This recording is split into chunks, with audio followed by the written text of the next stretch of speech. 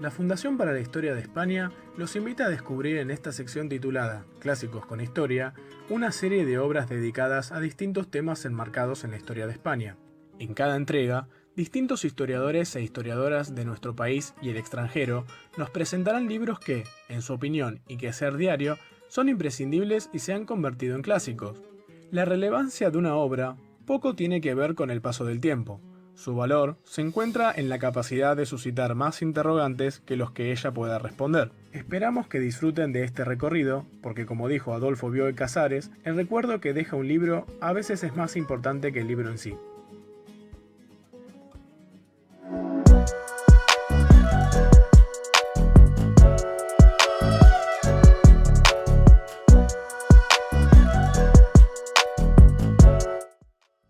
Bueno, buenas tardes. Primero que nada, agradecer a la Fundación para la Historia de España por las importantes actividades que realiza, tanto a nivel académico como a nivel de divulgación, y un agradecimiento especial para la doctora Gisela Coronado y para el licenciado Franco Dacunto, los organizadores de esta interesantísima sección de Clásicos con Historia, que me han permitido participar de ella. El clásico con historia que quiero compartirles hoy es el libro de Ruth Pike, Penal Servitude in Early Modern Spain, que fue publicado por primera vez en 1983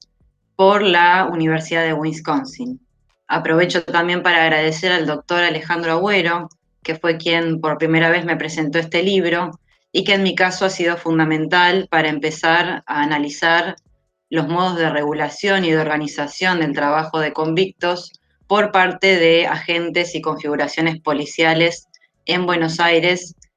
a fines del siglo XVIII y principios del XIX. Antes que nada, presentarles a la autora. Ruth Pike es profesora emérita del Hunter College de la Universidad de la Ciudad de Nueva York. Nació en 1931 y obtuvo su PhD en la Universidad de Columbia. Desde los años 60 ha estado publicando numerosos artículos y diferentes libros, entre ellos Enterprise and Adventure, sobre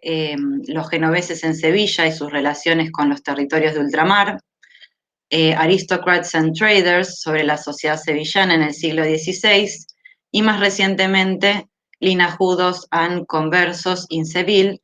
que también habla de la sociedad sevillana, pero ya hacia el siglo XVIII.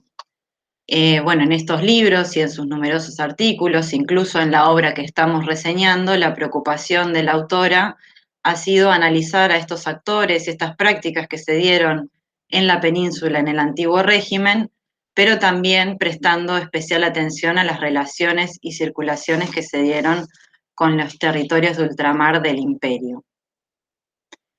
El libro al que aludimos es un libro breve de 155 páginas que cuenta con un prefacio con 8 capítulos y una conclusión. Está dividido en dos partes. La primera abarca los siglos XVI y XVII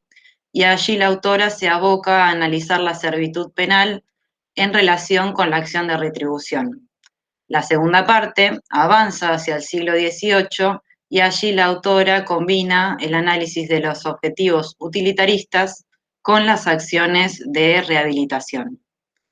Con esta estructura, el libro pretende iluminar sobre un tema que hacia fines de los 70 y principios de los 80 estaba sin explorar, a saber las prácticas de castigo y en particular el camino de transformaciones desde las prácticas de penas corporales hacia la servitud penal, la encarcelación y la rehabilitación. En el caso del Imperio Español, para Pike, estos cambios en las prácticas de castigo tuvieron mucho que ver, estuvieron influenciados y motorizados por las necesidades de fuerza de trabajo que se le presentaron al Imperio Español para su propia mantención y para la mantención de los conflictos bélicos que enfrentaba. Para abordar estos problemas, la autora dispone de un acervo documental considerable, tanto proveniente de los archivos españoles como mexicanos, a los cuales añade también literatura del período legislación diversa e incluso escritos de penólogos de la época. Los capítulos se organizan según el tipo de pena y también según los lugares a los cuales eran destinados estos convictos. Por ello tenemos un primer capítulo dedicado a las galeras, un tipo de pena que se estableció en el siglo XVI y cuyo impacto fue tan fuerte que incluso podemos encontrar a las casas de corrección de mujeres en Buenos Aires en la década de 1820 siendo llamadas efectivamente galeras. Un segundo capítulo se ocupa de las minas de Almadén, mientras que el tercero aborda el problema de los presidios en el norte de África. El cuarto capítulo funciona como punto de inflexión hacia el siglo XVIII y allí se analizan el impacto de las reformas borbónicas en el sistema penal. A partir de ello tenemos un quinto capítulo sobre los arsenales navales, un sexto capítulo que aborda la pena de trabajos públicos que se efectivizó en ciudades como Madrid,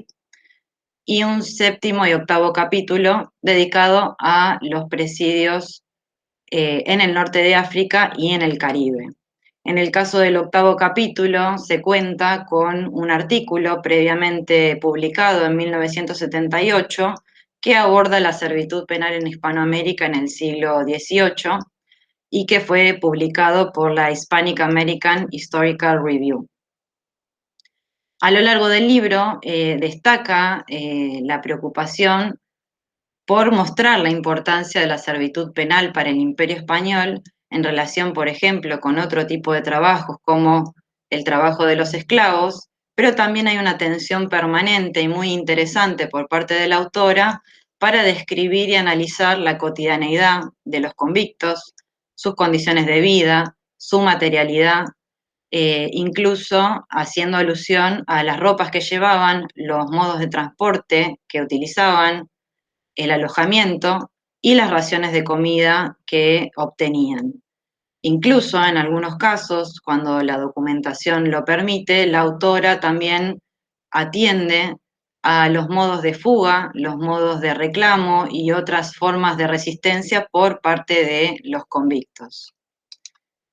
A poco de su publicación, este libro fue recibido con críticas cruzadas y diversas.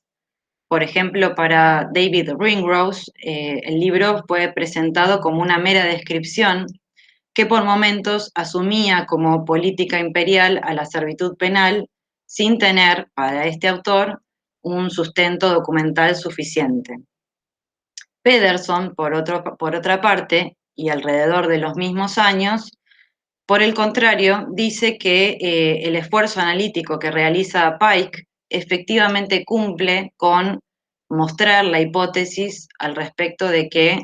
la fuerza de trabajo y la servitud penal fueron utilizadas por el Imperio Español en relación a sus necesidades bélicas. En Argentina también tuvo una recepción este libro, como podemos ver en la reseña que realiza la doctora Viviana Kluger en la revista de Historia del Derecho número 15, en donde la doctora Kluger apunta que el libro de Pike es un aporte para los estudios del derecho penal indiano. Aún con estas opiniones cruzadas, con el tiempo el libro ha sido, digamos, tomado como una referencia ineludible para diferentes campos y perspectivas historiográficas. Como dijimos, en el caso de la historia del derecho, esto es así, y de esta manera lo demuestra el doctor Agüero cuando señala que el enfoque de Pike, junto con otras obras, sigue siendo fundamental para conocer los elementos de la penalidad hispana y de la propia monarquía. De Vito, desde otra perspectiva, la perspectiva de la historia social del trabajo, también señala esta obra como una pieza central que alude a los modos de transporte del trabajo de convictos. El análisis de lo micro a lo macro, la atención sobre los modos de la pena y el trabajo de los reos, sobre la circulación de personas, legislaciones y prácticas en distintas partes del Imperio Español, hacen de este libro un aporte para diferentes áreas, desde, como dijimos, la historia crítica del derecho, la historia social del gobierno y de la justicia, la historia de las instituciones de encierro y también la historia social del trabajo. En definitiva, las dinámicas cambiantes de la propia historiografía han puesto al libro de Pike, con el paso del tiempo, dentro de este acervo de clásicos que ya tienen su propia historia.